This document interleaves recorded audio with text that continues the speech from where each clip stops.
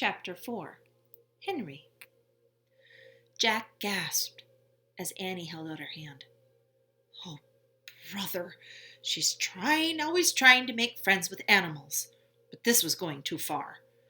Don't get too close to him, Annie, Jack shouted. But Annie touched the pteranodon's crest. She stroked its neck. She was talking to him. What in the world was she saying? Jack took a deep breath. Okay, he would go down too. It would be good to examine the creature. Take notes, like a scientist. Jack started down the rope ladder.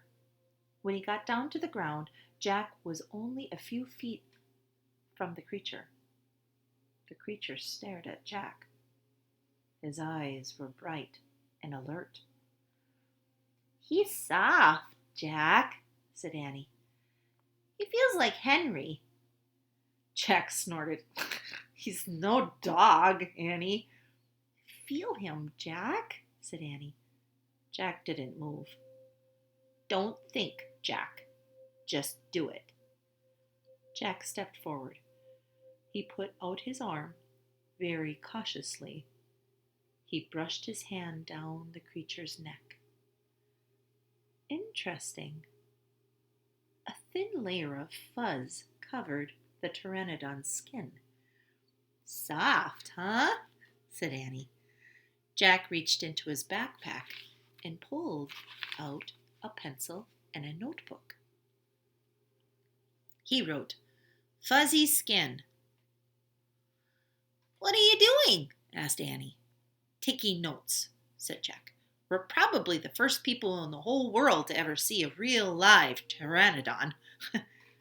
Jack looked at the pteranodon again. The creature had a bony crest on the top of his head. The crest was longer than Jack's arm. I wonder how smart he is, Jack said. Very smart, said Annie. Don't count on it, said Jack. His brain's probably bigger than a bean. No, he's very smart. I can feel it, said Annie. I'm going to call him Henry. Henry wrote in his notebook, small brain, ?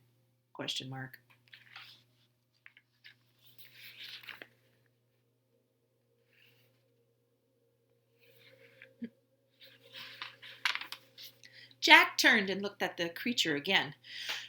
Maybe he's a mutant, he said. The creature tilted his head. Annie laughed. He's no mutant, Jack. Well, what's he doing here then? Where is this place? Said Jack. Annie leaned close to the pteranodon. Do you know where we are, Henry? She said softly. The creature fixed his eyes on Annie. His long jaws were opening and closing like a giant pair of scissors. Are you trying to talk to me, Henry? Asked Annie. Forget it, Annie, Jack wrote in his notebook. Mouth like scissors, ? Did we come to a time long ago, Henry? Asked Annie. Is this place from long ago? Suddenly, she gasped. Jack! He looked up. Annie was pointing towards the hill. On top stood a huge dinosaur.